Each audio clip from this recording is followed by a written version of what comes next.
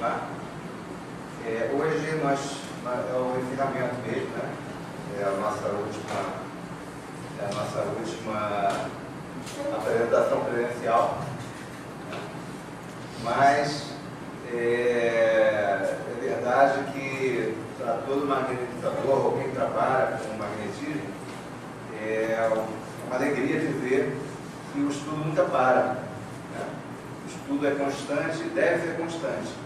O magnetizador que acha que já sabe muito e que não precisa estudar, provavelmente deve estar próximo de desenganar, porque eu não conheço nenhum, né, que saiba tudo. Não conheço nenhum. Então é uma busca constante, né, no conhecimento. É uma ciência que ficou por muito tempo, né, afastada do próprio meio espírita, por muito tempo sem um estudo mais consciente e lúcido, e a gente precisa resgatar isso. Estamos resgatando, né? O número de adeptos é cada vez maior, né? A gente vê isso no crescimento dos encontros mundiais, que aconselho a todos se preparem, se organizem para ir nesses encontros, porque é uma troca de conhecimento fantástica, né? E você ganha muito, né, conhecimento com esses encontros. E é onde a gente verifica, né, que um grupo trabalha com determinados tipos de doença ou de sintomas, e aí você consegue disseminar essa experiência, e aí outros grupos passam também a testar aquela técnica ou aquela estratégia, e isso vai, né, fomentando com que os grupos cada vez mais tenham uma qualidade, né, nos atendimentos, tenham mais eficiência e mais eficácia. Então é interessante, nós vamos ver hoje a oficina de câncer e dores, onde a gente começou a pegar a informação desse encontro, nasceu junto desse encontro e deu certo, né? E deu certo. Então é uma questão que a gente tem que realmente disseminar o conhecimento, né? Então é através desses encontros que a gente faz isso, né? E o estudo, né, é muito importante, porque a gente ainda tateia muito, né, das questões do conhecimento, né? Tem o livro aqui, está vendo aqui, o perispírito, o pessoal aqui, né, reclama que é muito grosso, que é muita coisa, né? Isso aqui não é nada, é muito pouco, é um resumo ínfimo do que é o perispírito, e é onde a gente trabalha. É o nosso campo de trabalho, está aqui, né? E a gente ainda precisa aprofundar muitas coisas, né? Precisamos todos nós. E aí isso se consegue através do que Kardec nos disse, né? É necessário ter conhecimento lúcido. Como é que se consegue ter conhecimento lúcido? Estudando, se aprofundando, praticando. Porque o estudo não é só aquele estudo de você ficar na frente do livro estudando, né? Você tem que praticar, testar, voltar, né? E aí avaliar se aquilo funcionou, se não funcionou. Todo esse conhecimento, ele é construído, é uma construção, né? E aí não se consegue isso, né? E isso acontece no movimento espírita e também em outras situações, as pessoas querem ter esse tempo pronto, né? E no magnetismo a gente não tem isso. A gente tem que buscar o tempo todo, né? De trabalhar, praticar e, como Kardec disse, ter conhecimento lúcido, né? É lógico que precisa também, né, passar pela preparação, né? Cada um tem que ter a sua preparação, tem que se fazer de forma íntima, né? Mas é necessário o estudo, né? E aí é através disso que a gente vai, né, fazer com que renasça novamente, né, essa ciência, que já nasceu, mas que a gente precisa continuar, até porque às vezes tem até próprios companheiros, né, espíritas que não concordam, que acham que não precisa estudar. Isso quem faz são os espíritos. Os espíritos que devem, né, sabe qual é a técnica que tem que usar, nós não temos que usar técnica. Né, e até que a gente não é espírito, né? A diferença é que estamos encarnados, mas o conhecimento está aí, a gente precisa utilizar, a gente precisa, né, do auxílio dos espíritos, mas também precisamos fazer a nossa parte. Né? A gente não pode mais, num momento como esse, né, que o planeta está vivendo, cruzar os braços e achar que a gente pode terceirizar o problema, né, para os espíritos. O problema é nosso também.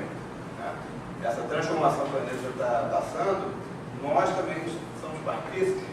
Nós precisamos, sim, arregaçar as mangas e fazer a nossa parte. Não dá mais para terceirizar isso para espírito, para médium famoso, para seja quem for. Né? Nós temos essa capacidade e o próprio Jesus, que é o nosso modelo, nos disse isso. Vós sois Deus, vocês podem, o que eu faço, vocês podem fazer e muito mais. Mas como é que se chega lá? É no passo de mágica? É terceirizando com um espírito benfeitor para Bezerra de Menezes? Não, vamos arregaçar a manga e vamos trabalhar. E é isso que a gente tem que fazer. E é isso que o magnetismo faz, né? Não adianta. O magnetizador não adianta achar que vai começar o trabalho e tudo vai ser resolvido. Ele precisa estudar, ele precisa realmente fazer uma proposta de reforma íntima e trabalhar. Né? Estudar, trabalhar, estudar. Isso? Então, hoje nós vamos falar sobre o transtorno de espectro autista. A nossa equipe trabalha, né, com esse trabalho é mais recente, né? Ele não tem 3 anos, quanto tempo tem? 1 ano, né? 2 anos. Tem 2 anos, ele começou um pouco depois, mas é um trabalho ainda pequeno, mas que deu bons frutos. Né? E a gente vai ver isso hoje, onde a gente pode realmente ajudar esse tipo de síndrome, né, que algumas crianças nossas têm e que a gente pode efetivamente dar uma melhor qualidade de vida. E após isso, depois a gente faz um intervalo e aí em seguida a gente vai começar a falar sobre dores e câncer. São 2 doenças bem conhecidas, né? Então, com vocês o primeiro grupo. Boa tarde, pessoal. Boa tarde. Meu nome é André, para quem não me conhece, e como o pai já falou, nós vamos falar sobre o transtorno do espectro autista. Então, a nossa apresentação foi dividida em patologia, técnicas e o exemplo prático das mesmas. E nós buscamos informações na medicina, na visão espírita e na visão do próprio autista. Agora, começando aqui na parte da medicina, histórico e conceituação. Questão da história, né? Em 1943, Léo Kanner descreve o autismo infantil precoce por isolamento extremo, obsessividade, estereotipias e ecolalia. No ano seguinte, Hans Asperger descreve a psicopatia autística com habilidades não usuais nas áreas social, cognitiva e linguística, considerando-a um transtorno de personalidade. E em 81, Lorna Wing utiliza o termo síndrome de Asperger pela primeira vez. Então, vocês podem observar que a primeira menção assim, para algo relacionado com autismo foi em 1943, então é uma coisa bem recente. Então, nós ainda não temos todas as respostas para algumas questões.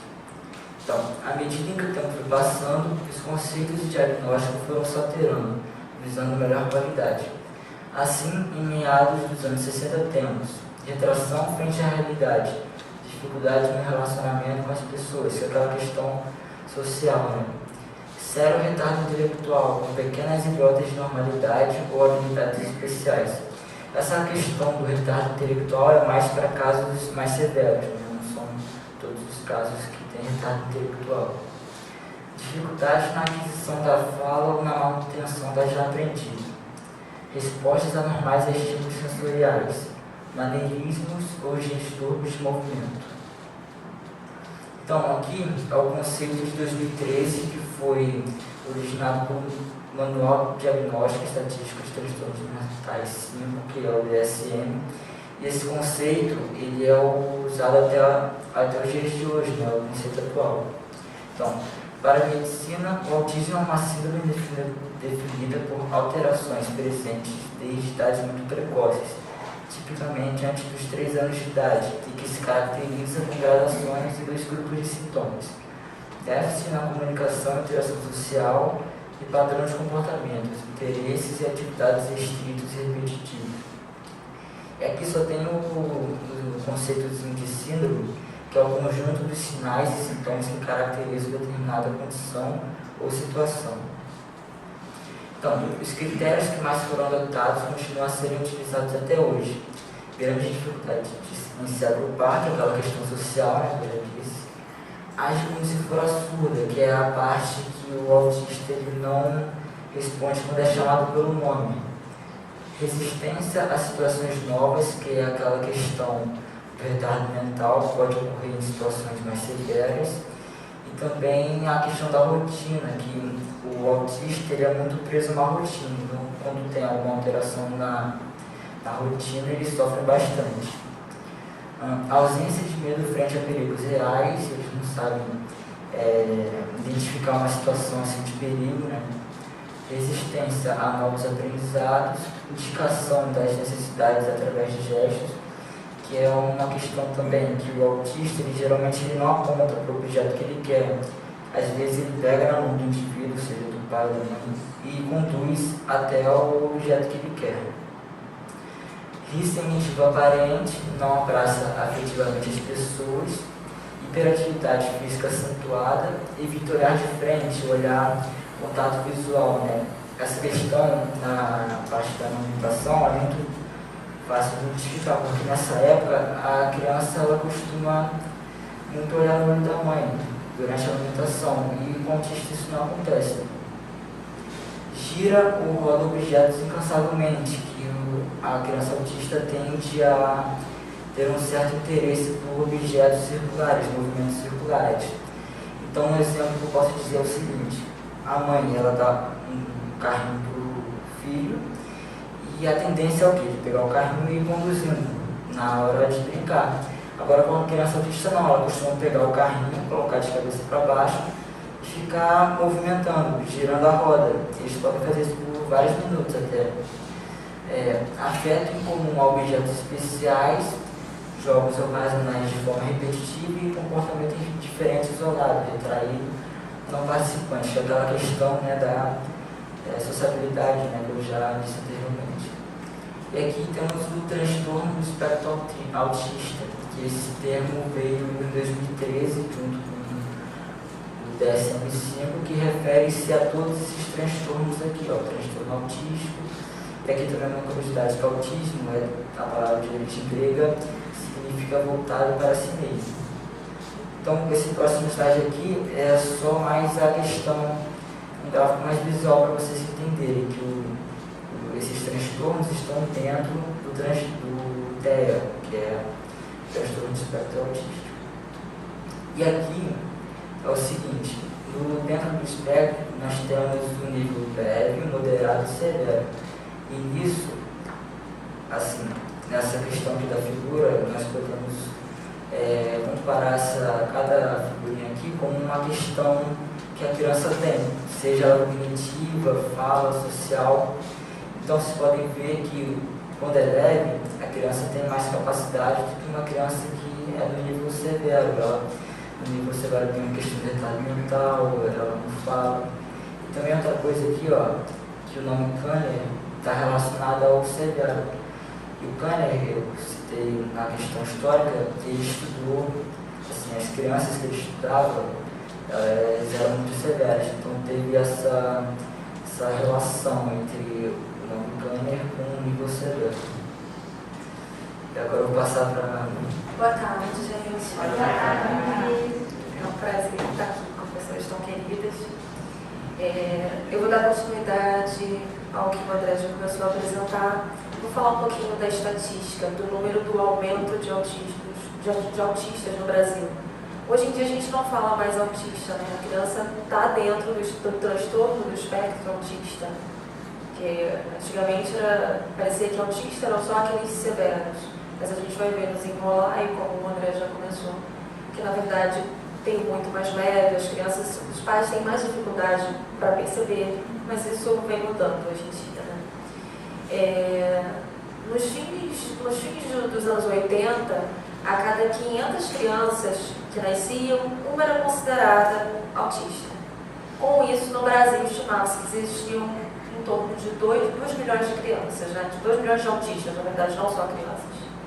Hoje, a taxa é 1 a cada 68. Aumentou significativamente, né? Isso chamou a atenção até da ONU, que classificou o distúrbio como uma questão de saúde pública. Tem uma outra questão que a gente não consegue encontrar ainda, nem na medicina, que o André já iniciou, e nem na visão espírita, que a gente vai falar um pouquinho mais à frente. Os meninos são muito mais afetados pelo transtorno do que as meninas, mas a gente ainda não sabe o motivo. Mas afinal, o que fez com que aumentasse tanto o número de crianças diagnosticadas? Uma série de fatores. Até meados de 1990, para ser considerada autista, a criança precisava não interagir socialmente, nem se comunicar. Tinha que ser aquela criança que não falava. Muitos não falam, mas muitos falam também. Como o André falou, vai do severo ao moderado e ao leve. Normalmente, no moderado e no leve, a criança fala. Então, isso fez com que expandisse muito mais esse campo, né? Essa margem. Depois foi considerado que ela precisava ter algumas alterações na qualidade da comunicação e da interação social em comparação com outras crianças da mesma idade.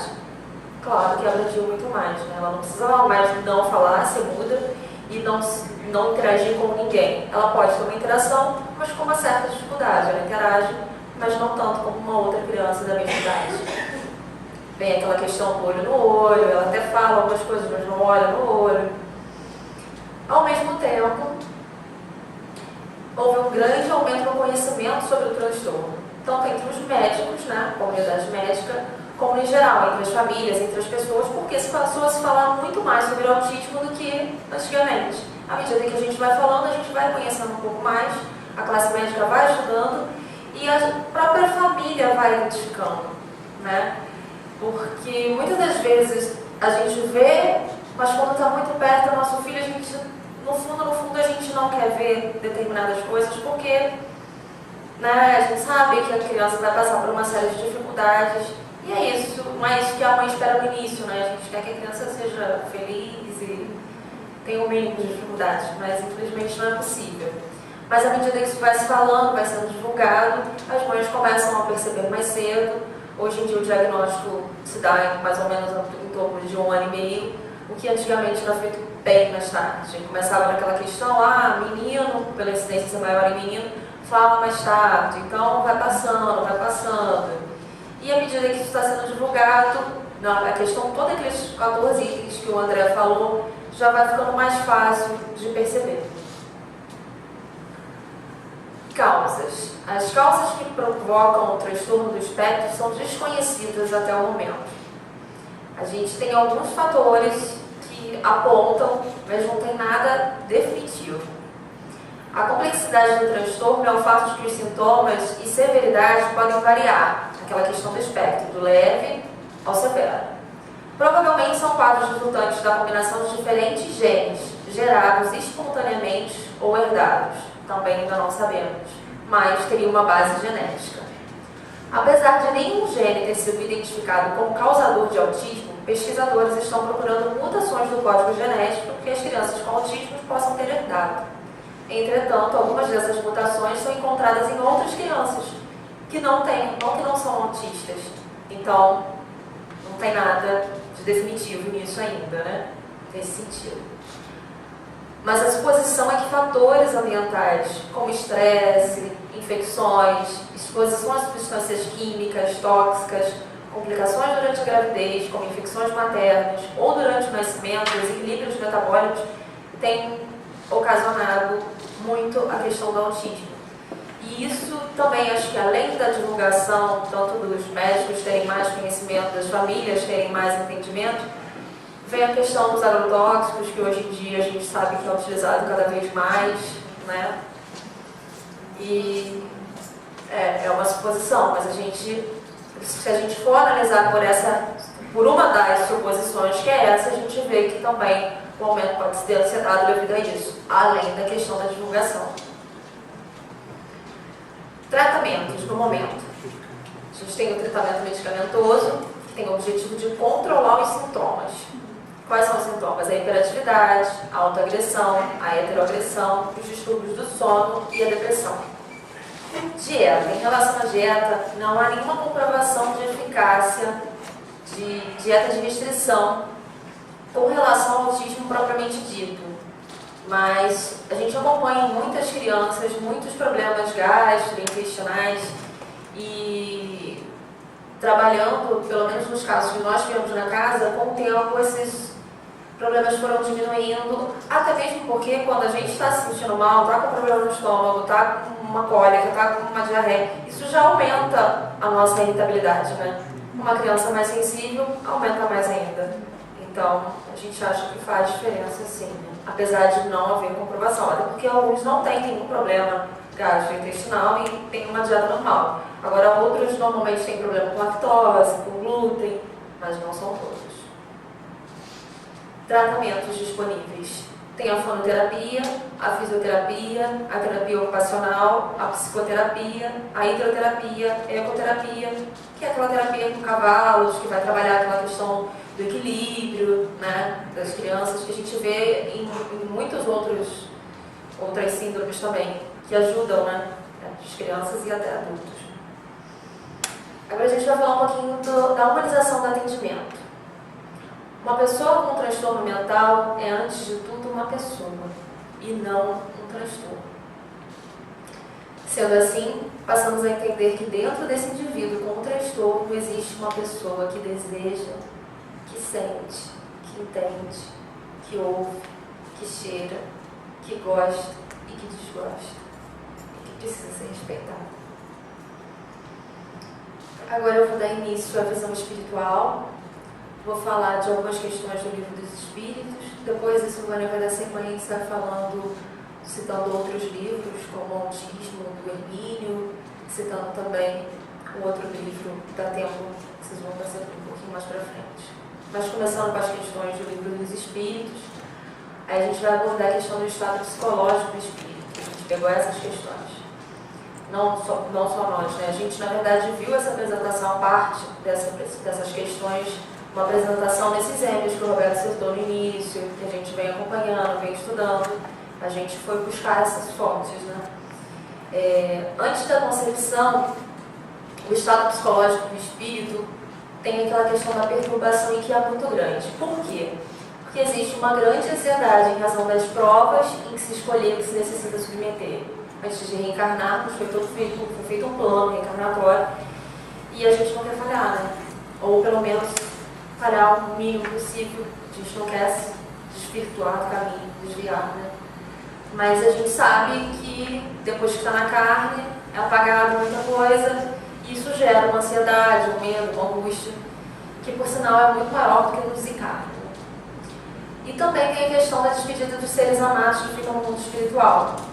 Da mesma forma como desencarne aqui, que a gente perde um ente querido, a gente sofre, sente saudade, o espírito também sente, é a mesma coisa quando encarna, né? A gente tem a família que está lá e está se despedindo, e a gente vem nessa viagem para uma nova oportunidade de aprendizado, de melhoramento. Estado do reencarnante. O momento da encarnação é acompanhado de uma perturbação semelhante àquela que tem lugar na desencarnação, que eu já tinha até falado um pouquinho antes. Não, muito maior e, sobretudo, mais longa, justamente por isso. Até porque, quando a gente encarna, a gente vai ficar preso ao corpo, tem aquela questão da escravidão, né? Isso também é falado no Livro dos Espíritos. E quando você desencarna, você está livre do corpo, né? Além da ansiedade em relação às provas e o plano que a gente escolheu junto com os amigos espirituais. Quando cessa a perturbação reencarnatória? A perturbação que acompanha a reencarnação não cessa subitamente no momento do nascimento. Ela não se dissipa, senão gradualmente no desenvolvimento dos órgãos. Por quê? A criança, quando muito nova, os órgãos responsáveis por essa parte da inteligência não estão totalmente desenvolvidos. À medida que a gente vai crescendo, vai amadurecendo, a parte da intuição vai começando a surgir muito mais forte, o que não acontece quando a criança é muito pequena. E assim a gente vai amadurecendo e tendo um pouquinho mais de segurança, à medida que esses órgãos vão sendo desenvolvidos, tanto físicos quanto psíquicos. Agora eu vou passar a palavra para a Silvânia, que vai continuar falando um pouquinho dessa questão espiritual. Boa tarde, pessoal. A Adriana fez uma pequena introdução com relação a essa questão da visão espiritual. Só fazendo aqui um parênteses, a gente achou interessante, quando a gente estava fazendo a pesquisa para essa oficina hoje, trazer essas informações, porque quando a gente foi montar a equipe que seria responsável, né, inicialmente pelo atendimento dessas crianças dentro do transtorno do TEA aqui no Leôncio, em 2016, a gente foi, como o Roberto falou, estudar o tema. A gente não conhecia tanto assim. A gente foi participando de alguns M's, fomos buscando informações. E quando a gente... Só dar uma passadinha aqui. Então, quando a gente foi fazendo essa pesquisa, a gente tomou conhecimento desse livro e a gente achou interessante. Por quê? Porque essas informações vêm complementar a visão que o André colocou inicialmente, aí junto com a Adriana, que é a visão da medicina. Então a gente entende que a visão espiritual, ela vem complementar essa visão trazida pela medicina, ok? Bom, esse livro é um livro bem complexo, está aqui, se vocês depois quiserem dar uma olhada. A gente vai combinar aqui que a gente trouxe uma visão assim, bem simplificada do livro, porque ele vem trazendo uma série de informações, de dados, de pesquisas que esse autor, o Hermínio, que deve ser bastante conhecido de vocês, fez para poder escrever esse livro. Então, se a gente fosse trazer também todas as informações que ele traz aqui, a gente não esgotaria o nosso tempo e da outra equipe. Então, a gente vai trazer aqui informações bem simples, básicas, mas que são as importantes para complementar essa visão trazida pela medicina. Okay? Essa edição, eu acredito que seja a última, é de 2013. Então, a gente vai entender que quando saiu esse conceito trazido pelo TSM, que foi em 2013, essa publicação também ela é concomitante. Tá? Vamos lá. Ou seja, como se é a terceira edição, pode ser, né, que realmente essa publicação tenha sido talvez até um pouco posterior à publicação do DSM, posterior à própria confecção desse livro.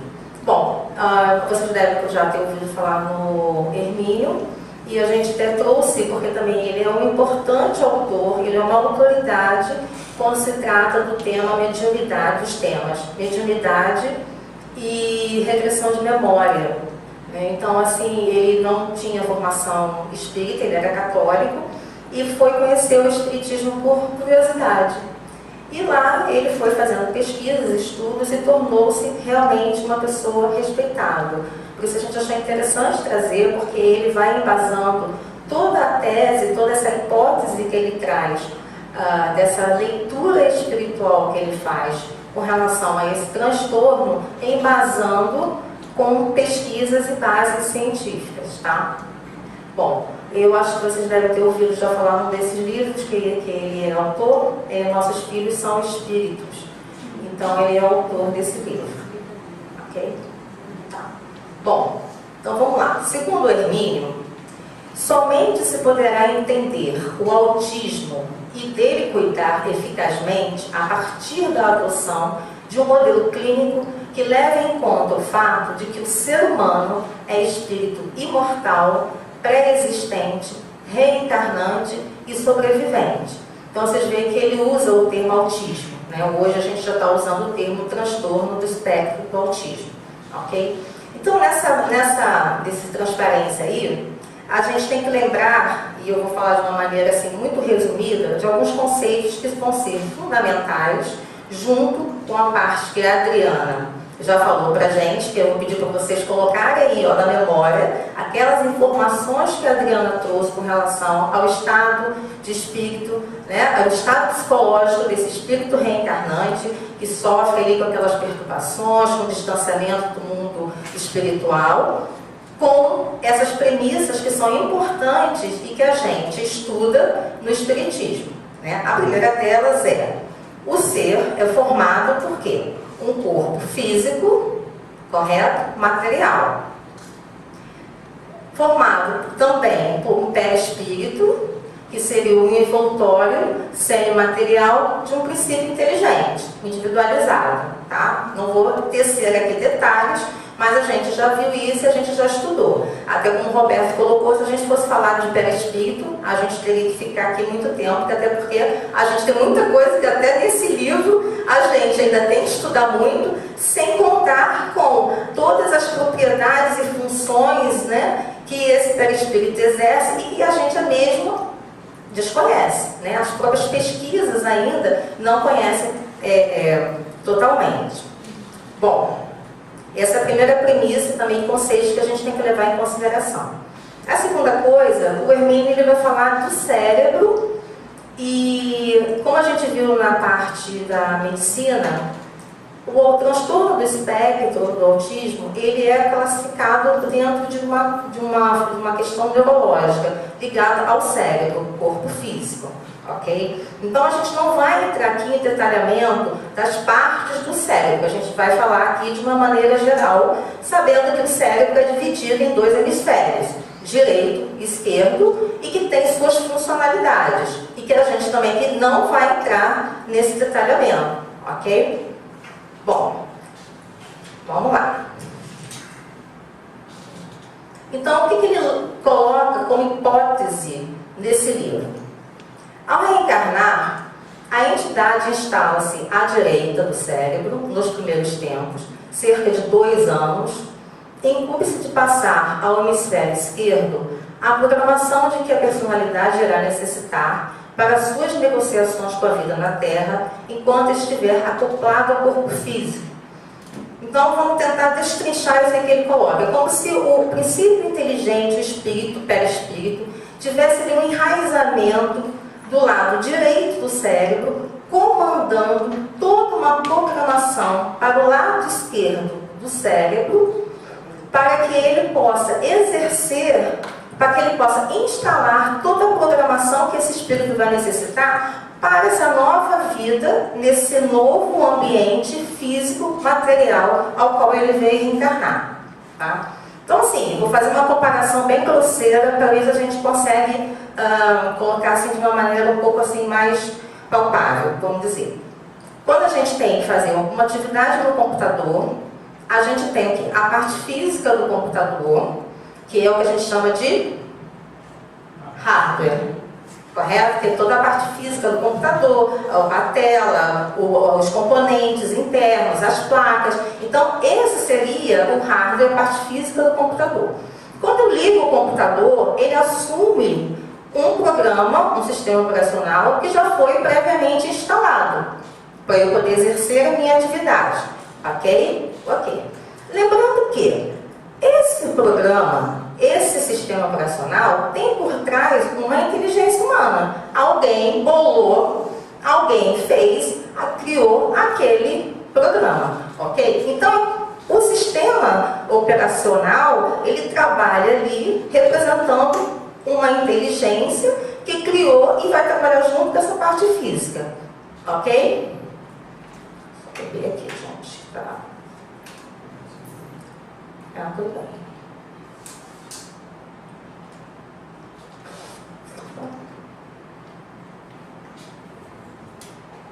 Então, o que ele quer colocar aqui pra gente é isso.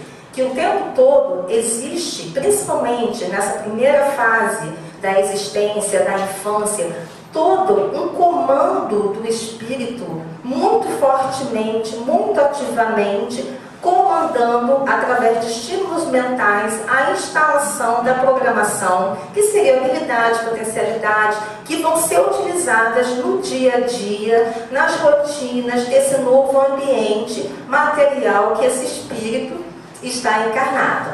Ok? Ok, acho que eu não esqueci nada. Vamos lá.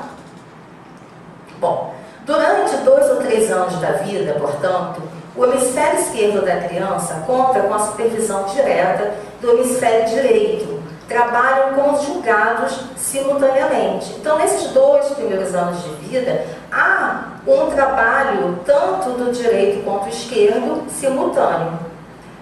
É nesse período que se cria o mecanismo da linguagem, instrumentação indispensável ao intercâmbio com o ambiente em que se passa a viver. Então, aquela comparação grosseira que eu comecei a falar no slide anterior, seria assim, o cérebro, a parte física, a programação seria toda a parte, o que a Adriana até colocou ali, o desenvolvimento psíquico. E a parte da inteligência constante dessa programação seria o espírito e seu perispírito acoplado, porque a gente sabe que um sem o outro, a gente não pode conceber um sem o outro nesse processo de encarnação e reencarnação. Tá?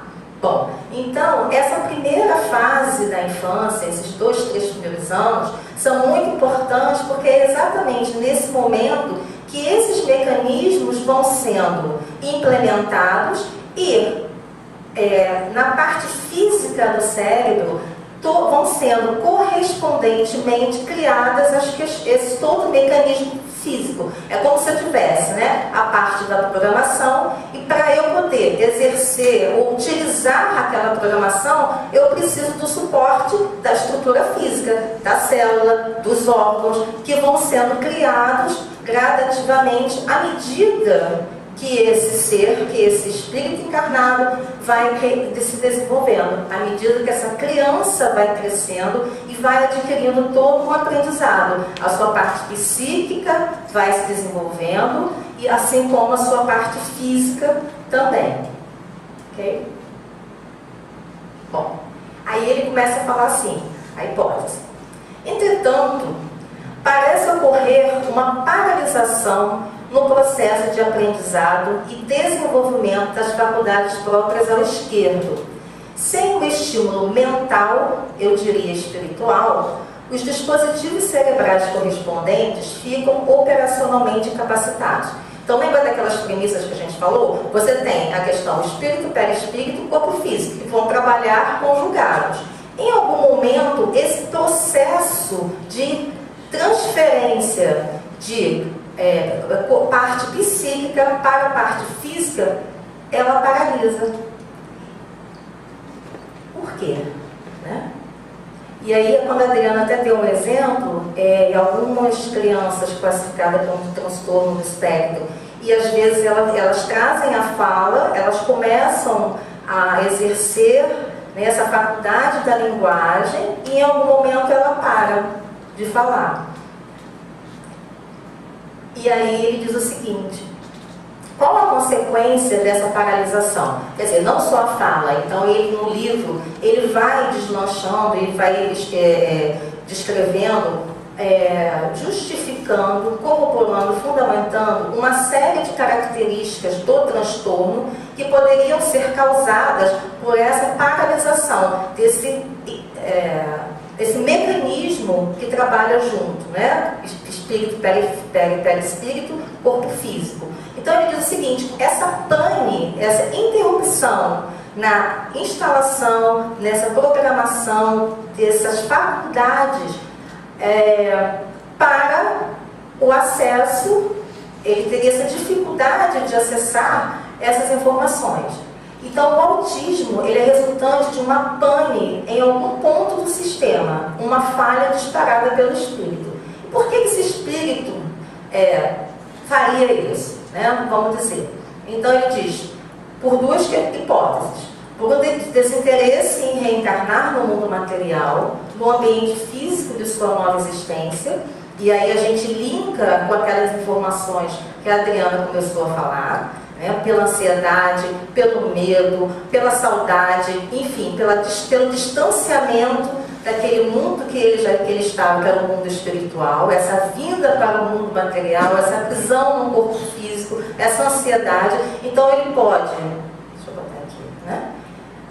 Desencadear no desinteresse em reencarnar, ou por questões relacionadas a experiências passadas. E aí não seria um desinteresse, seria realmente uma questão kármica, e que ele teria que já viria com esse planejamento do mundo espiritual.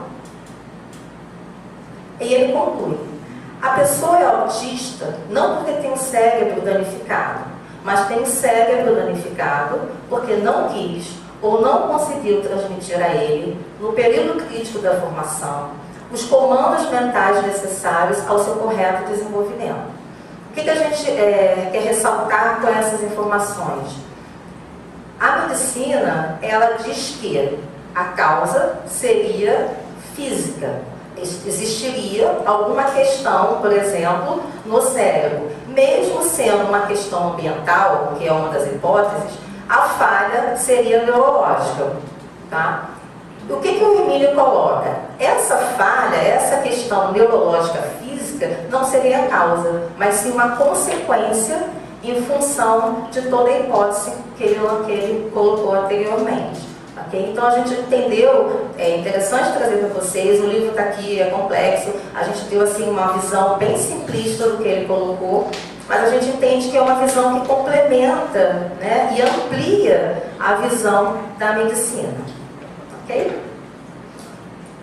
Bom, e o que a gente também quer importante para a gente que somos magnetizadores, que trabalhamos com magnetismo, quando a gente atende uma pessoa, né, a gente sabe que a gente está atendendo um ser que traz ali experiências dessa vida, experiências passadas. Então, essa informação, essa visão que complementa a questão física, complementa o diagnóstico médico, a questão espiritual, ela anda para e passo, né? Principalmente quando a gente lida com criança, que é aquele ser que está ali no nosso ambiente, ou está sob nossa responsabilidade no magnetismo, e que a gente vê que aquela criança, ela traz, né? Ela precisa ser educada, ela precisa ser acompanhada, ela precisa de carinho, de atenção, mas ela traz também, e tão frágil, né? Quando a gente olha também, ela traz toda uma bagagem de experiências anteriores. Então, isso a gente quis trazer para ressaltar como é importante a gente ter essa sensibilidade, principalmente no atendimento com as crianças com TEA.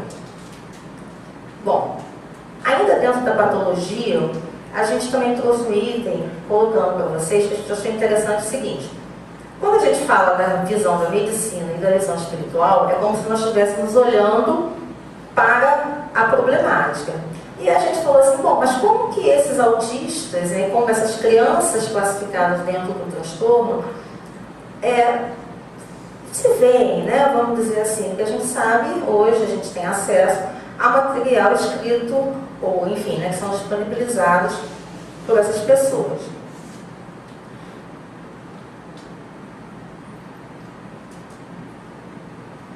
E aí a gente escolheu para trazer para vocês, falar um pouquinho da Temple Grandin, que é uma das mais notáveis autistas e talvez vocês já tenham visto um filme, algum filme que fala, né, sobre a vida dela. Foi um filme que foi feito em 2010 e ela é PhD, né, doutorada em ciência animal, e é uma empresária de sucesso, considerada uma empresária de sucesso, porque 1/3 de todas as instalações da indústria de carne nos Estados Unidos foi projetada por ela.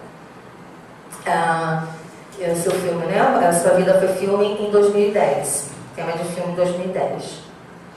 Bom, a Temple, né, ela atualmente tem 70 anos, então imaginemos que na época que ela ainda era criança, que já apresentava característica do transtorno, né, era muito mais difícil ser identificada, diagnosticada e acompanhada do que hoje, né? Então ela tinha um comportamento indiferente, isolado, retraído, dificuldade de adaptação a situações novas, crise de irritabilidade, ou seja, ela apresentava uma série de sintomas, né, de critérios que a enquadravam hoje dentro do transtorno do espectro autista.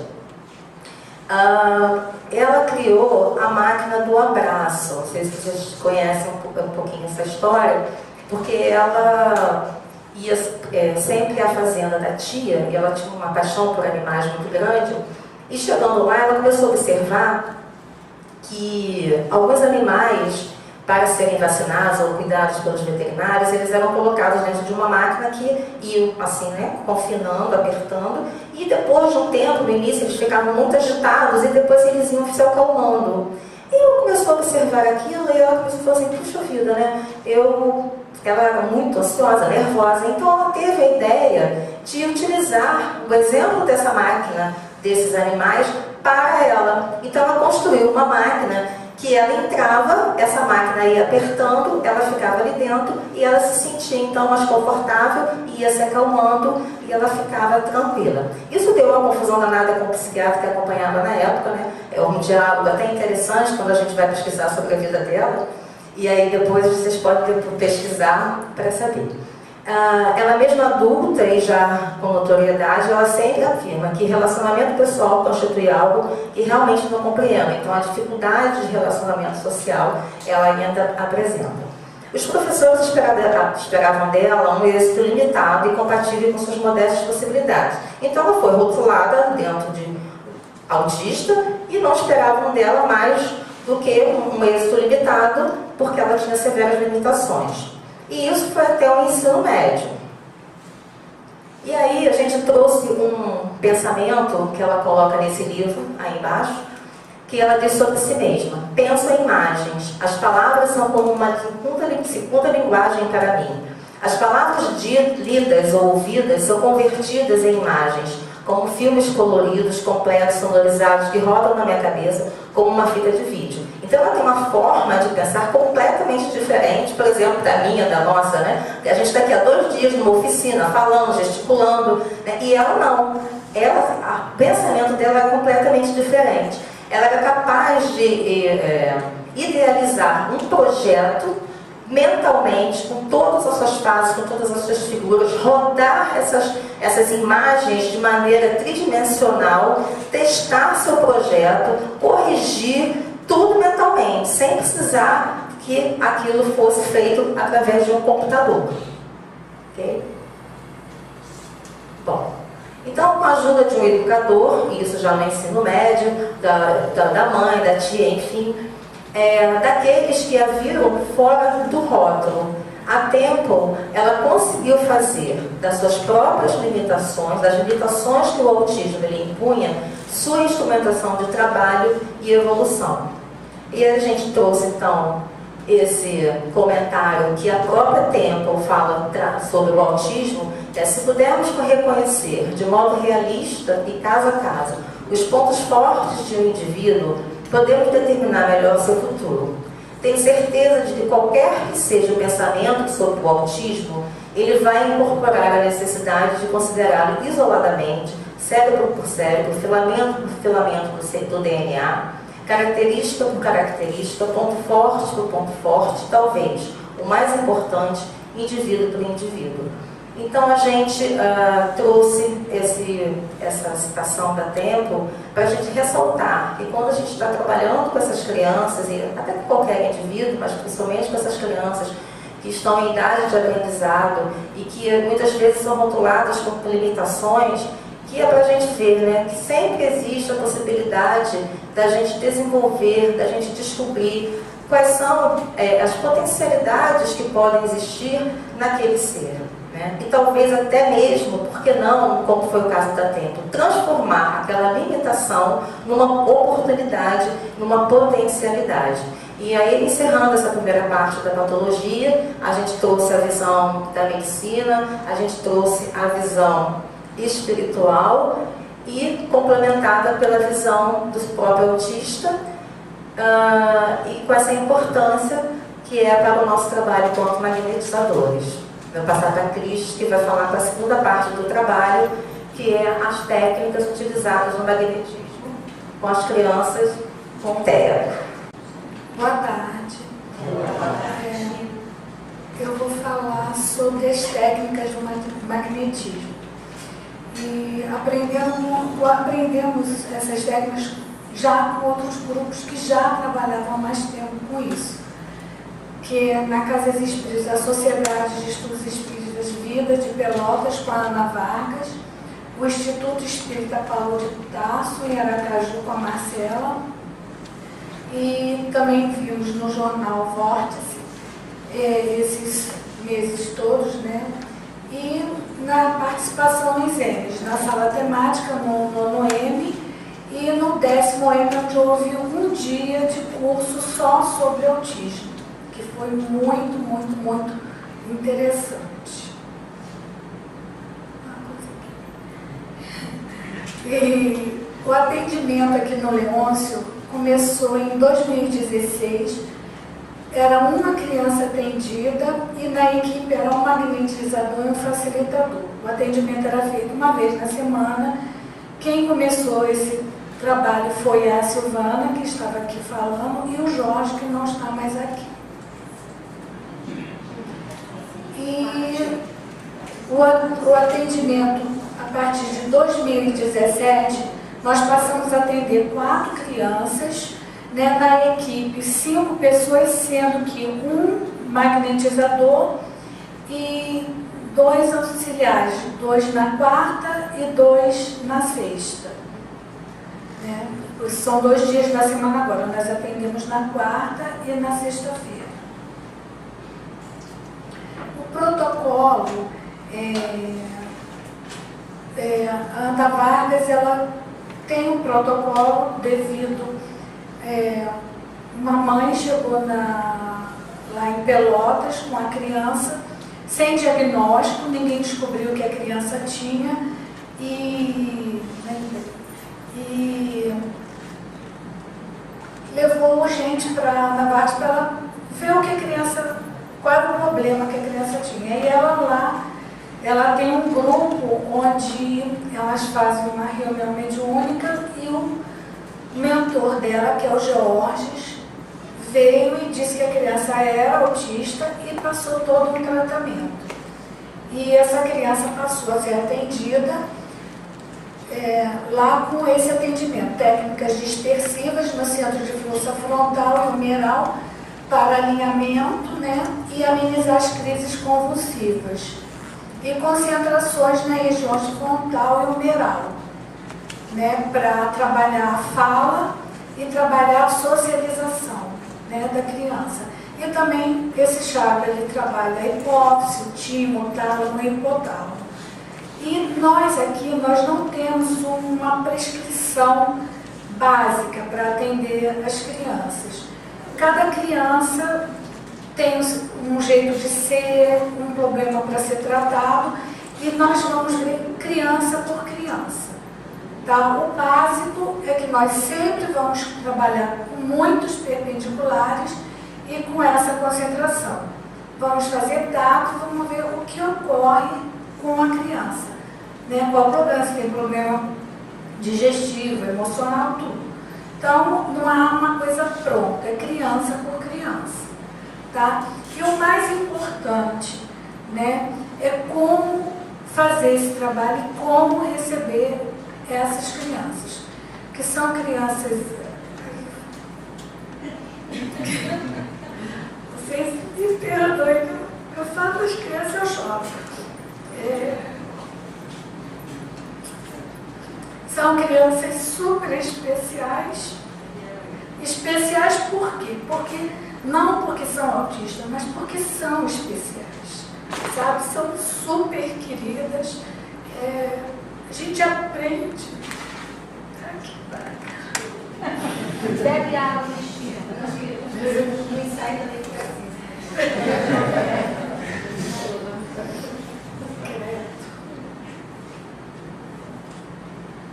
Mas eu não choro quando eu atendo eles.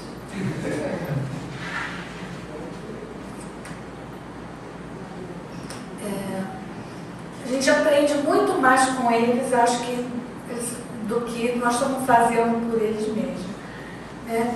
E o importante é que todos saibam, sempre que eles chegam, né, não é como as outras crianças que chegam, pula no teu colo e abraça e beija.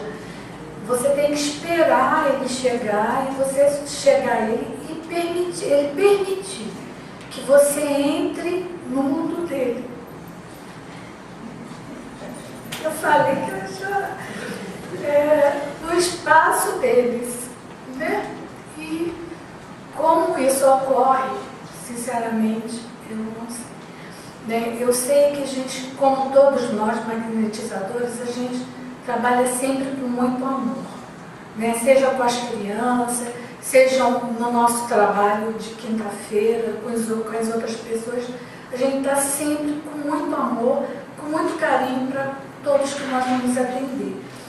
E com as crianças a mesma coisa, a gente tem que estar sempre bem, sabe? Se preparar muito, se cuidar muito, porque eles percebem, eles são super sensíveis. Então, se você não estiver bem, se você estiver nervosa, se você estiver chateada, eles vão perceber. Mesmo sem falar, eles sabem quando a gente não está bem e muda a atitude deles, né, durante o tratamento. Então, a gente tem que sempre procurar, nos dias que vai atender, procurar estar bem, né, cuidar da alimentação, procurar cuidar dos pensamentos, vir realmente, sim, com o coração repleto de amor e carinho com eles, porque eles percebem, sabe? É uma coisa assim, muito gratificante, delicioso, mas a gente tem que ter um cuidado e recebê-los do jeito que eles nos permitir, né? Se permitir que abrace, a gente abraça, se permitir que beije, a gente beija, se deixar pegar no colo, a gente pega, se não dá o mesmo, a gente vai com todo carinho. Nunca entrar na sala na frente deles, eles têm que entrar na sala primeiro, ou a gente ao lado deles, ou depois deles, né? Entrar na sala para eles, sabe, porque eles querem conduzir. Eles não gostam muito de ser conduzidos, né? E eles gostam sempre também de dar muita última palavra, né? E ele entra na sala, a sala é de brinquedo, muitos brinquedos, não é um atendimento deitado, se ele quiser brincar, ele brinca, se ele quiser correr, ele vai correr, ele vai fazer o que ele quiser, e nós vamos ficar atrás dele, né? Se sentar, a gente atende sentado, se correr, a gente atende correndo, se não deixar atender quando eles estão correndo, a gente senta, espera, porque eles têm um prazo. É tudo muito rápido. Ele agora mexeu aqui, daqui a pouquinho já largou, já está aqui, daqui a pouquinho está aqui, daqui a pouquinho está lá. Então é só esperar um pouquinho que ele vai fazer aquilo ali, vai voltar e você vai continuar atendendo os que já estão mais tempo. A gente fala, ó, vamos sentar agora um pouquinho, deixa a tia cuidar, daqui a pouquinho brinca mais. Aí eles, tá, deixam. Até o Ângelo, quando eu corria muito atrás dele, ele dizia, tia Cristina, por que toda hora você está atrás de mim? Eu falei, meu querida, porque eu te amo, não consigo ficar longe. Aí ele, tá, porque ele corria para cá, eu ia, ele corria para lá, eu ia, ele corria para cá, eu ia. Ele queria saber que tanto eu fazia atrás dele. E nós começamos o atendimento, a gente tem que ter muito cuidado também, porque assim, a gente nunca sabe o que vai acontecer. De repente você está atendendo, de repente você tem mudança de humor muito rápida. A gente tem que ter muito cuidado com o que fala e como fala, porque eles são muito sensíveis, sabe? Uma palavra numa hora errada, um gesto mais bruto, né? Já não dá certo, eles já têm uma reação mais rápida, pode às vezes até te dar um tapa, né, ou empurrar, ou gritar. Uns gritam muito quando vai fazer uma coisa que não quer fazer, grita. Então, tudo a gente tem que estar atendendo e o tempo todo observando como está sendo a atitude dele, se ele está bem, se ele não está, o que está havendo diferente. E a gente perguntar, tudo bem, o que houve, o que está acontecendo, e continuar atendendo. Já falei sobre sentado, esqueci alguma coisa? Entre uma lágrima e outra, não, né? E o atendimento, antes era meia hora, agora depende, né, como a criança está. Se a criança estiver muito agitada, às vezes a gente necessita fazer um atendimento mais rápido, porque ele não vai querer ficar ali muito tempo, né? Mas normalmente a gente espera um pouco e consegue fazer o tratamento sem problema. No caso, vou atender ela sentada, porque normalmente eles ficam sentadinhos na mesa, brincando, ou desenhando, ou com massinha, ou com carrinho, com o que eles quiserem, que eles que escolhem com o que vão brincar. Não adianta você se oferece até uma brincadeira, com certeza que se oferecer ele não vai querer. Eles que gostam de dar ideia, sabe? O que eles querem brincar e nós entramos na brincadeira com ele. Eles que me ajudam, eles ficam distraindo eles, brincando com eles enquanto eu faço o tratamento. Eu só falo com eles que eu vou começar a tratar, faço uma oração e coloco eles de ladinho para facilitar o atendimento. Aí ele sai, eu volto, ele sai, eu volto, eu volto, ele levanta, ele senta e a gente fica para lá e para cá, mas é uma delícia. Tá? Vale a pena o sacrifício, só tem que ter a coluna boa, porque tem que abaixar, tem que levantar, tem que abaixar, tem que levantar meu vício. Então nós sempre fazemos uma oração, muitas vezes eu faço quieta, sozinha, porque alguns ainda tem a oração, outros não, já pega a mãozinha, né, da gente, fecha o olhinho enquanto a gente faz a oração. Outros não. Outros não, faz assim, não, porque e começamos sempre com perpendiculares, tá? Ativante e calmante, tá? Sempre eles brincando, sentadinho. Muitas vezes mais calmante do que ativante, tá? Se eles tiverem, porque harmoniza os chakras e também não melhora a condução, mas as crianças aqui não têm, pelo menos por enquanto, esse problema, mas acalma, né? Às vezes a criança está gritando muito, chorando muito, muito, você começa a fazer perpendicular, daqui a pouco eles vão aquietando, e para de gritar, né? E faz o perpendicular. Eu estou no lugar certo. O perpendicular, ativante, calmante, tá? Fazemos o tato para ver os chakras que estão em desequilíbrio, se está em excesso, se está com falta, e aí você vai harmonizar e fazemos a imposição conjugada, tá? Essa imposição é para melhorar a fala, né? Para que eles voltem a falar ou comecem a falar, a socialização. Então, sempre, né? Durante o tratamento, a gente está sempre mentalizando, sempre pedindo, né? Vou fazer agora para cá. Não vem pra cá? Eu não vi. Mas é assim, a gente está aqui, daqui a pouquinho está aqui, daqui a pouquinho está cá. Aí você sempre mentalizando, tá? Você vai impondo e mentalizando, né? Como esse chakra também trabalha hipófise, timo, tálamo, hipotálamo. Aí você vai mentalizando a parte da fala, toda a parte da socialização, a motora, o tempo inteiro mentalizando e fazendo. Aqui a gente faz sempre ativante e calmante, mas a tendência é eles colarem a cabeça aqui na minha mão e ficar com a cabeça aqui colada, né? E geralmente quando eles fazem isso, quando acaba eles olham para mim daquele sorriso e vem encostar a testa em mim, quer dizer, deve causar um alívio muito grande neles. Aí nós fazemos a imposição por uns 5 minutos e pedimos quando dá, né, para fazer o laríngeo, porque para melhorar a imunidade deles, né,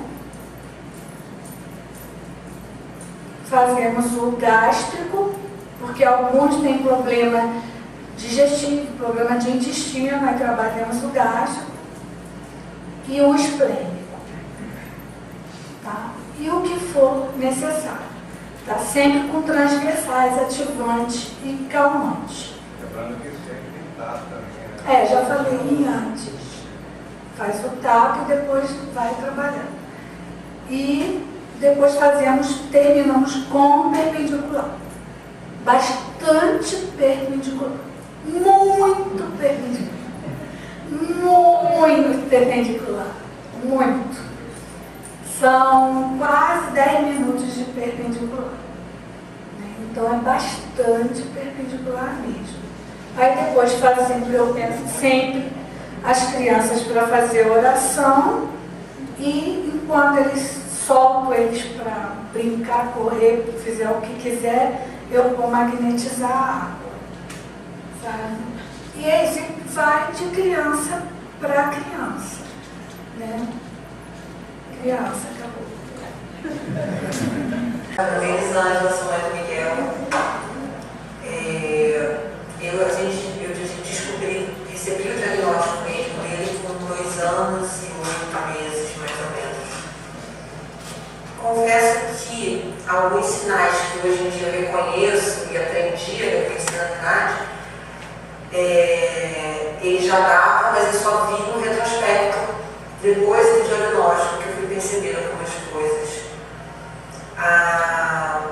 Mas assim, o que chamou a atenção maior foi o atraso da fala.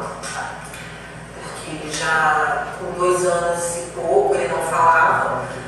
Na idade certa, ele fez todas as etapas de andar, sentar, tudo de acordo com a idade.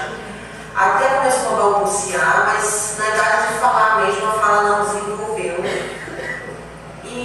Mas outros sinais óbvios, hoje em dia óbvios, né? Eu não percebi. E a fala foi o que mais motivou a busca pela investigação.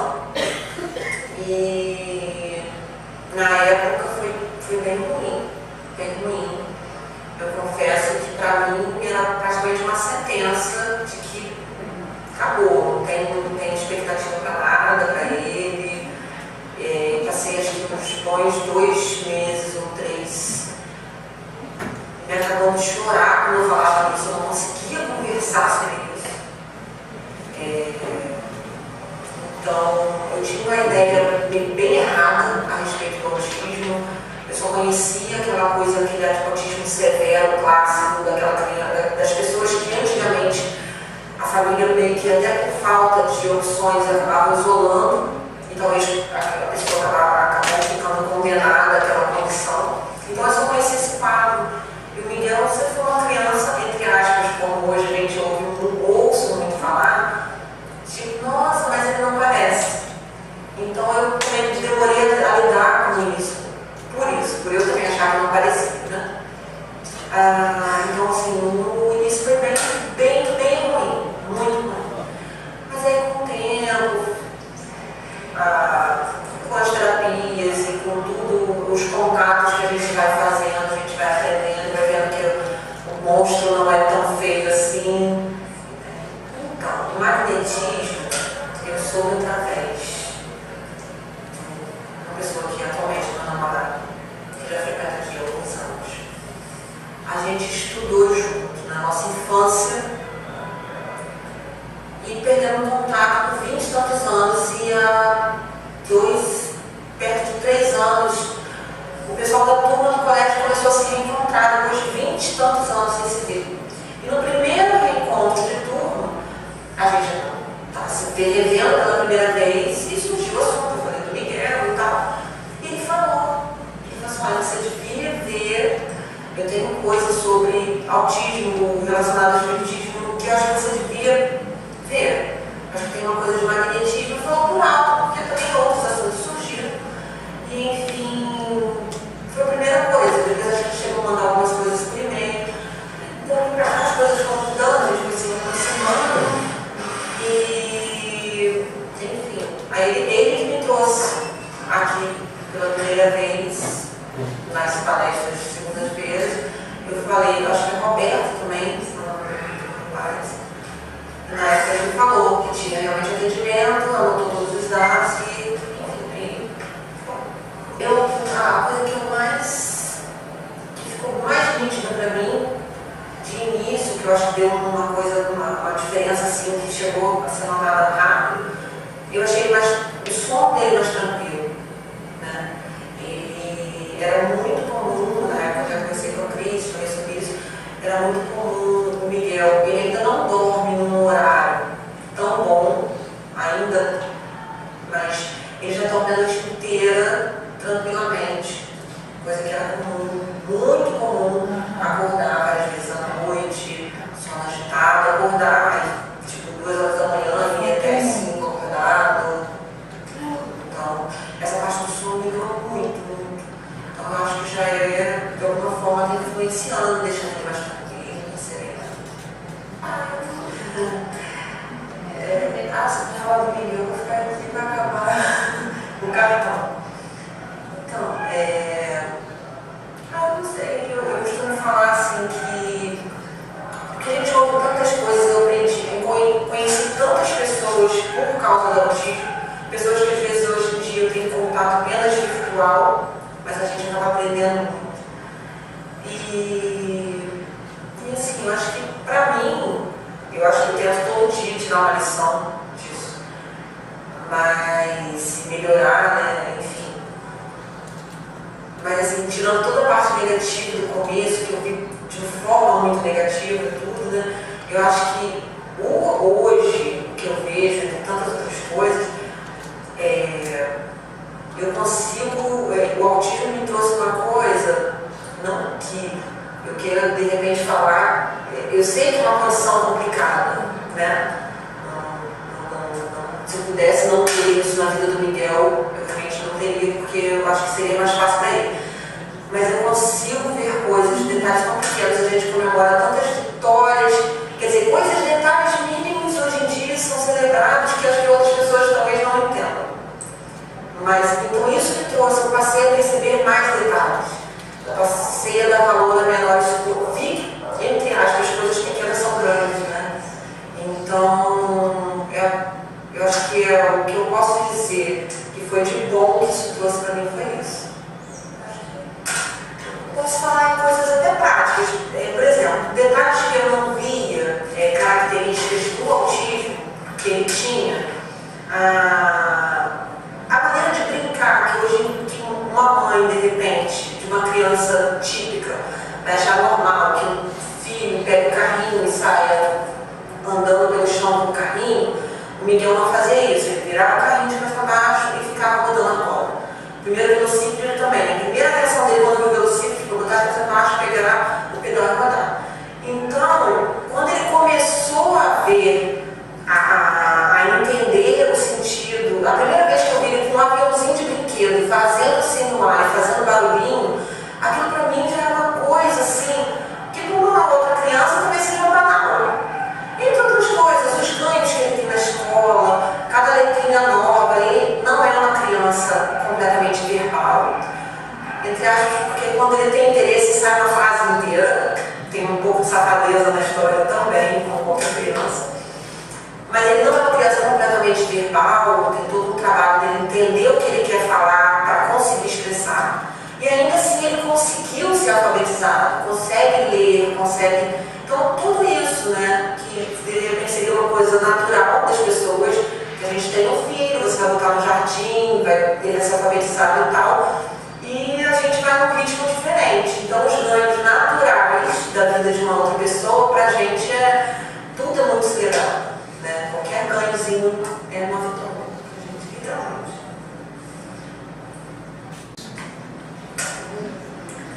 Bom, meu nome é Patrícia, sou mãe do Miguel, lutador de teatro.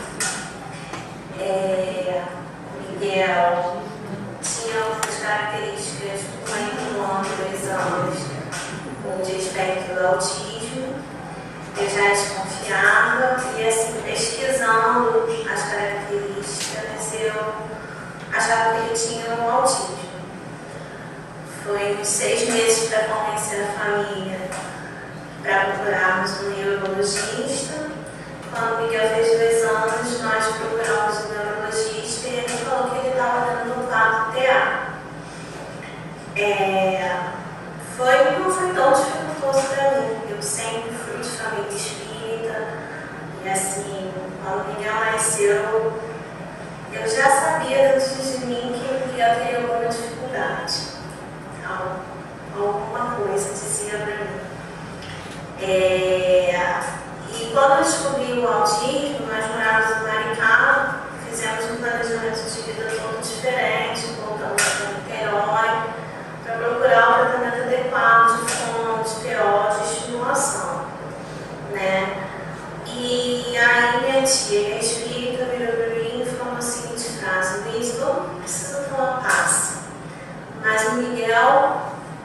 por ter o autismo, precisa de mais. Nós mudamos aqui perto da casa e eu passando aqui, eu sempre vinha de manhã para dar passe no Miguel.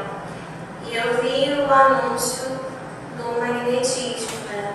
Foi quando, das aulas de magnetismo, foi quando eu fiz a inscrição e comecei a frequentar as aulas. Eu lembro muito que no primeiro dia de aula, o Roberto passou um vídeo sobre magnetismo em crianças, né, também que tinham autismo feito lá em Florianópolis. Né? E aí, quando o Roberto falou que tinha esse trabalho na casa, foi a primeira coisa que eu fiz. Roberto, escreve o Miguel para mim. Demorou um pouquinho, alguns meses, né? E assim, que eu me lembro muito, assim, sabe? O Miguel tinha muitas, ainda tem algumas oscilações de humor, mas no começo era tudo muito mais acentuado. O Miguel não fazia o tratamento que ele faz hoje de homeopatia, de suplemento vitamínico, né? E assim, não tinha o tempo que ele tinha de magnetismo na casa. Amanhã faz um ano que o Miguel começou o tratamento de magnetismo dentro do Leôncio, né? E assim, eu me lembro muito que no mês de janeiro de 2017 eu cheguei aqui num dia que o Miguel estava muito irritado, gritando, eu não sabia o que, se era dor, nunca sabia o que, se começava no físico, se começava no espiritual, eu sempre não sabia. Primeiro eu rezava, depois achava que era físico, ia procurar o médico. E numa dessas crises eu vim um dia de manhã e o Roberto me olhou e falei, Roberto, pelo amor de Deus. Aí ele me ligou falando que tinha para o dia seguinte para eu conversar com o Miguel. O Miguel, quando começou a não entrava na sala, gritava, chorava, esperneava. Hoje o Miguel, né, já olha mais, já faz a comunicação visual, né, ele já é mais sereno, ele já senta para fazer algumas atividades, as alergias dele deram uma boa melhorada, a parte intestinal também deu uma boa melhorada, né, e assim, eu acho que se eu voltei o magnetismo 1 ou 2 vezes, foi muito com o Miguel, porque não deu realmente para mim, né?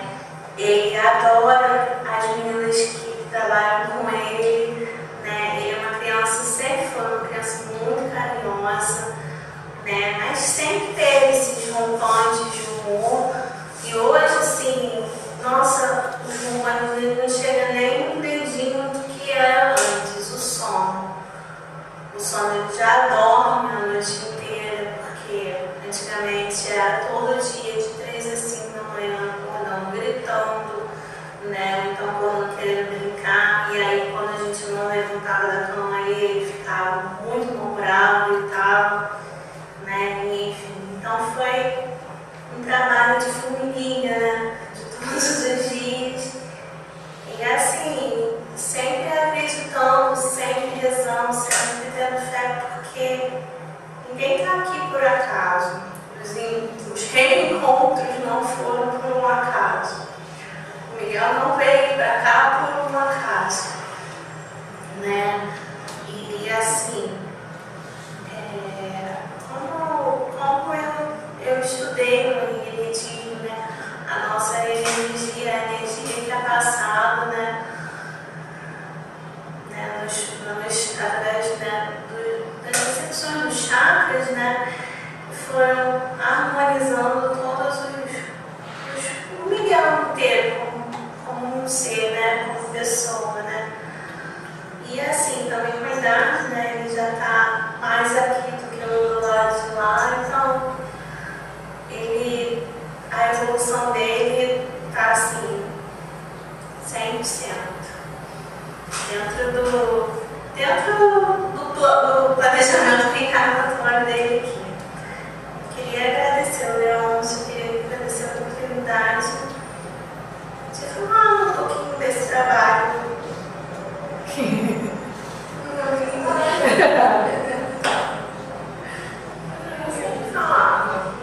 Cantar músicas.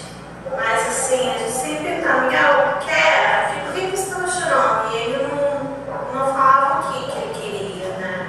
A questão da fala. O Miguel, às vezes do nada, começava a gritar, a chorar, a espernear, e chorar assim, bem sentido, né? E a gente não sabia por que ele estava chorando sentido, sabia se era dor, não sabia. Então a gente dava assim, determinado tempo, uns 15 minutos, se ele continuou chorando, a gente dava remédio, porque a gente achava que era dor física, né? E aí, né, com relação, ele começou em janeiro, quando foi assim, mais para abril, mais ou menos, né? Abril, maio, ele já chorava, quando ele estava chorava no bonde, mas aí ele começava com a mãozinha a mostrar, tipo, barriga. Então ele sabia que era dor de barriga. Ou então botava a mão na cabeça, né? Aí a gente sabia que era alguma coisa na cabeça. Outra, né, com relação ao sono. Ela tinha o sono agitado, acordava nos berros. Hoje em dia isso não acontece mais. E aí foi assim, foi realmente com o passar do tempo, tipo, Mário, toda quarta-feira vindo aqui, né? Aí quando foi mais ou menos lá para maio, Miguel vinha na quarta, dormia quarta, quinta, sexta, sábado, domingo, segunda, chegava na terça, ele já estava com sono irregular. Aí vinha aqui na quarta, aí ele já fazia o magnetismo, aí era geralmente assim, né? Hoje em dia, o Miguel até acorda. Se ele acorda, ou vai com a minha mãe, vai com a minha mãe e continua dormindo. Mas isso sim, são poucas as vezes, né? Com relação a entrar na sala do magnetismo, ele via gente diferente, ele não queria entrar, ele chegava aqui na porta do Leôncio, ele segurava nas coisas e gritava, né? Eu falei, por que você está fazendo isso? Sempre conversando, e ele gritava muito, e ele assim, batia na gente, aí eu segurava, né? Ele, não, você vai, né? Eu não pude, não, você vai, eu nunca deixei. Às vezes ele não ficava o magnetismo inteiro, às vezes ele ficava um pouquinho só e tinha que ir embora com ele. Mas na maioria das vezes ele ficava. Então, assim, ele começou a sentar, ou então mesmo brincando, né? A Cristina fazendo nele, e ele começou a fazer contato visual com a Cristina, né? E aí ela fazia, né, na cabecinha dele, e ele já olhava, já deixava, né? Tudo bem, ele levantava os filhos dele, corria, mas ele ficava mais tranquilo, né? E com relação à interatividade dele, porque ele não para, né? Ele começou a prestar atenção nas atividades do começo, meio e fim que ele fazia. Por exemplo, vamos sentar para montar o quebra-cabeça. Ele só olhava, pulava, não queria terminar, não tinha paciência, e aí se sentava e começava a chorar, porque não tinha paciência de terminar de montar o quebra-cabeça. Hoje em dia não, hoje em dia ele senta, faz o quebra-cabeça, aí gosta muito, quer fazer 1000 vezes, mas enfim. Né? Essa evolução assim, gradativa que a gente vê, e assim, eu acho que é o melhor, é o contato visual. Miguel, ele olha, não faça isso, ele entende tudo o que a gente fala,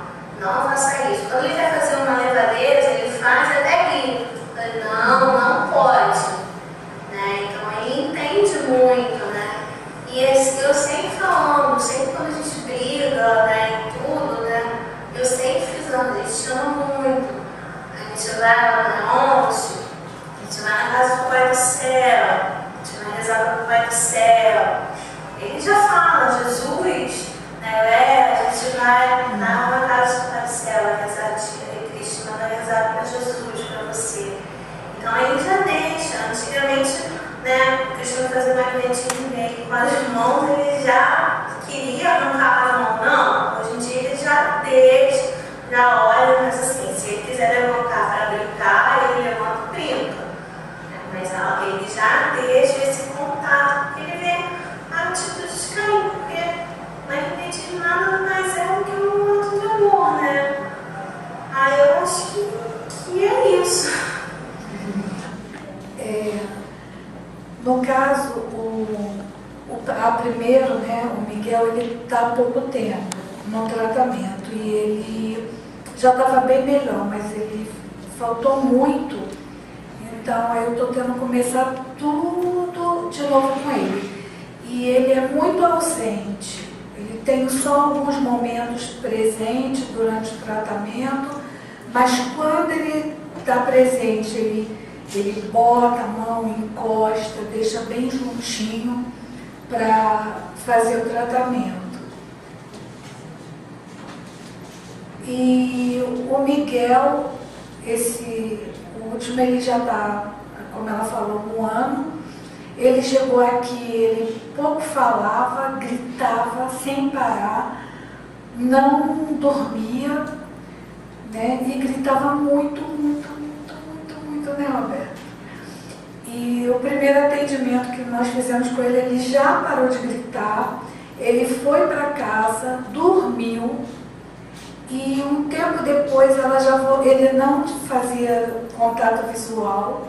Um tempo depois, não demorou muito, a mãe chegou feliz da vida, porque, já vou chorar, ele fez contato visual com ela e passou a fazer comigo também. Eu falei, Roberto, vai demorar muito, mas não, sabe? E ele agora já participa do tratamento, às vezes ele pega a minha mão para fazer o magnetismo junto, às vezes outro dia a mãe foi me interromper quando eu tratava dele, porque eu fico o tempo todo mentalizando em oração, que à medida que a criança vai atingindo que precisa, a gente já vai mentalizando as outras coisas, né?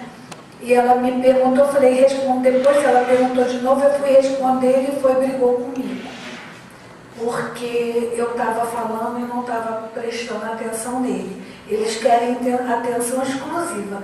Até quem fica junto, brincando com eles, se conversar entre eles e não falar com eles, ou eles puxam o assunto para chamar atenção para eles, os que falam, ou pegam um brinquedo para a pessoa parar e olhar para eles. Tem que ser atenção exclusiva deles, para eles. E o Miguel já está muito, olha, sinceramente. Roberto chora e eu choro, nem vou ficar perto dele. São 2 Miguel. São 2 Miguel. Você percebeu que são 2, né? O primeiro Miguel, o segundo Miguel. O segundo Miguel, que é o da Luísa, completou 1 ano agora, como ela comentou, 1 ano de atendimento. O primeiro dia ele tem 3 anos. No primeiro dia que ele veio aqui, estava marcado uma quarta-feira para ele vir, né? Só que aconteceu, ele teve em dezembro, ele teve uma otite, e desde essa otite em dezembro, ele ficou com muito irritadiço, né? Então ele gritava, parecia que ele estava tendo dor, né? Ele já tinha passado a otite, mas ele continuava com aquele processo de gritar.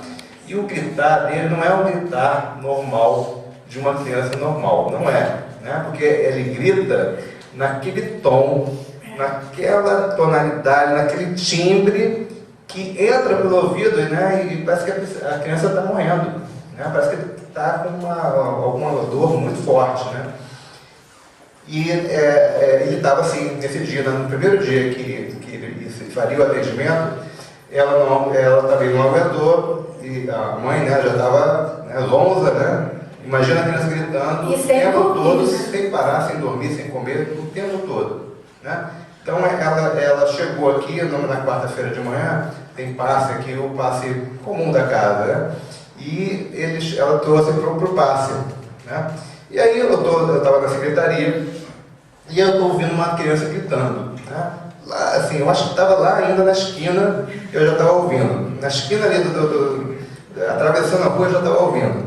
E aí eu falei, ué, o que está acontecendo com essa criança, né? Daqui a pouco entra a Luísa com ele, irmão.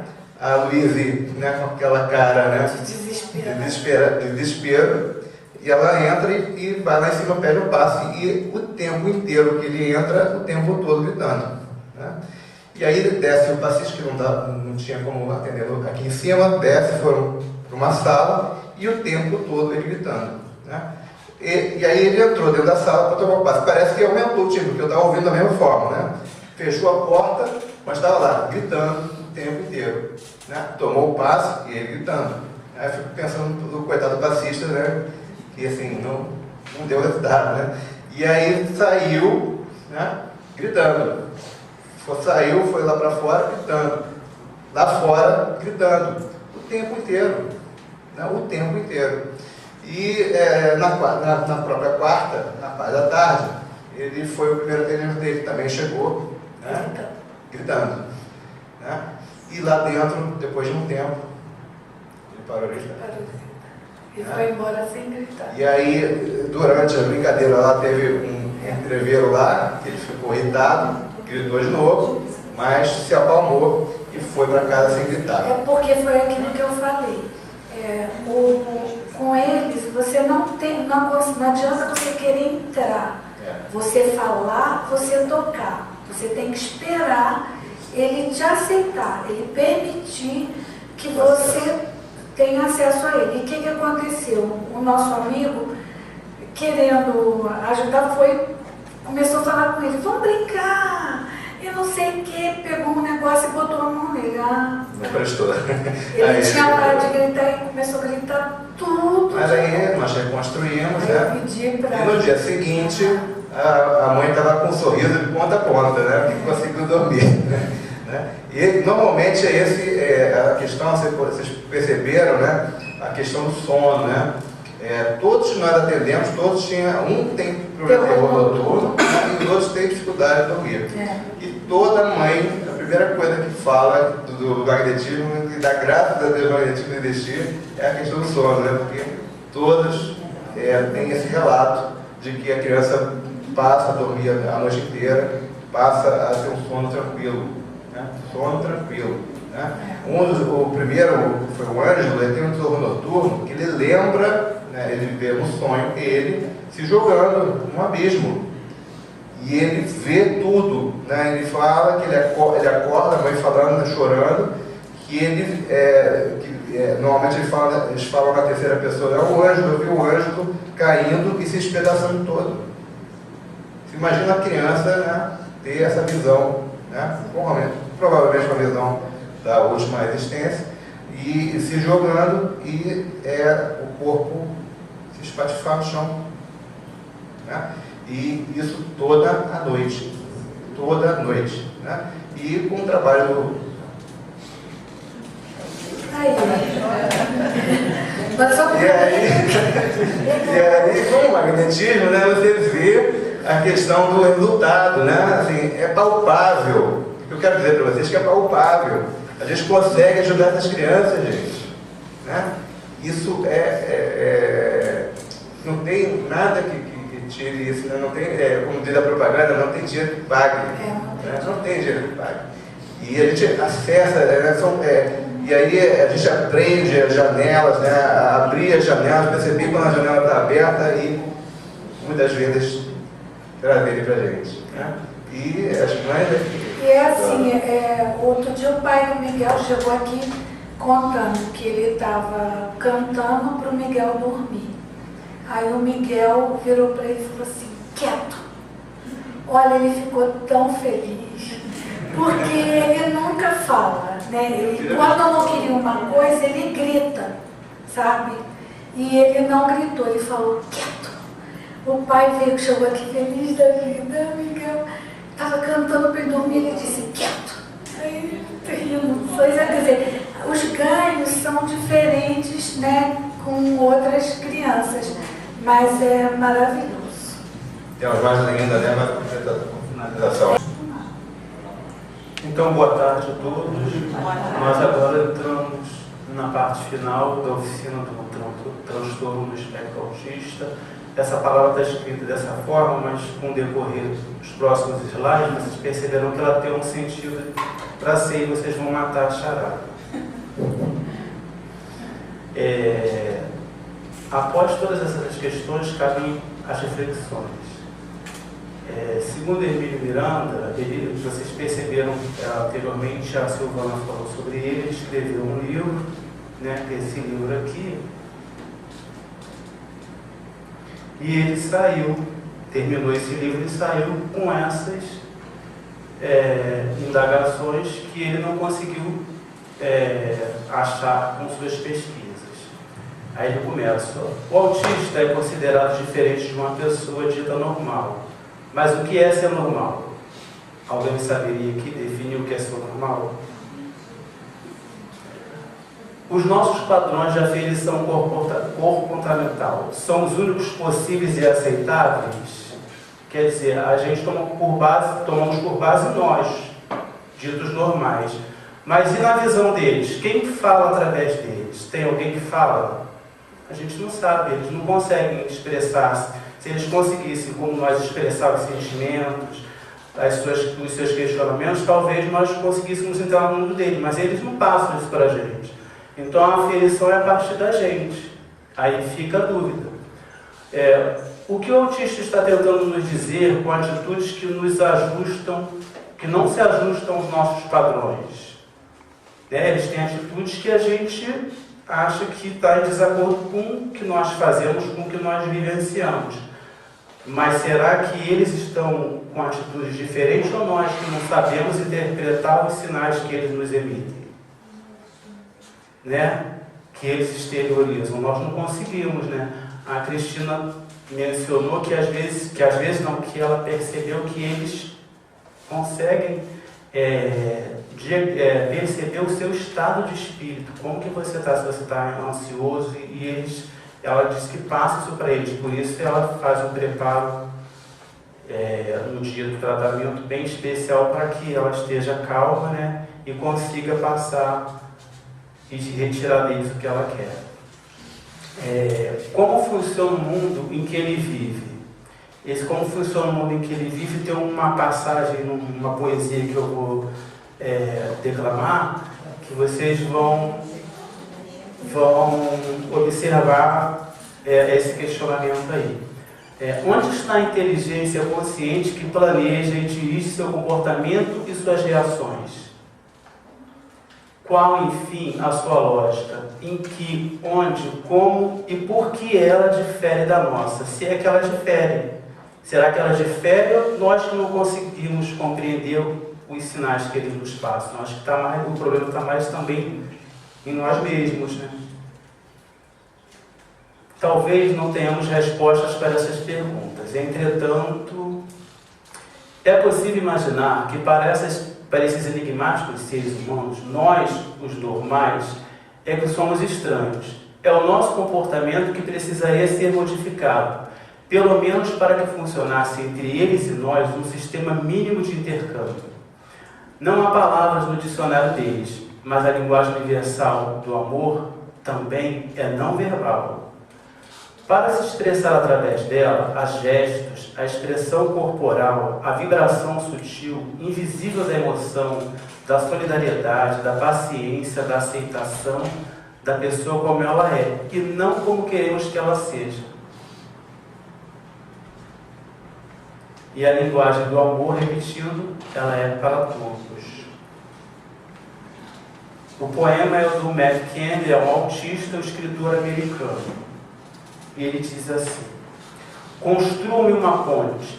Eu sei que você e eu nunca fomos iguais. E eu costumava olhar para as estrelas à noite e queria saber de qual delas eu vim. Porque eu pareço ser parte de outro mundo. E eu nunca saberei do que ele é feito, a não ser que você me construa uma ponte. Construa-me uma ponte. Construa-me uma ponte de amor. Eu quero muito ser bem-sucedido. E tudo que preciso é ter uma ponte construída de mim até você. e eu estarei junto a você para sempre. Nada poderá nos separar se você me construir uma ponte, uma pequenina ponte, uma minúscula ponte de minha alma para o fundo do seu coração.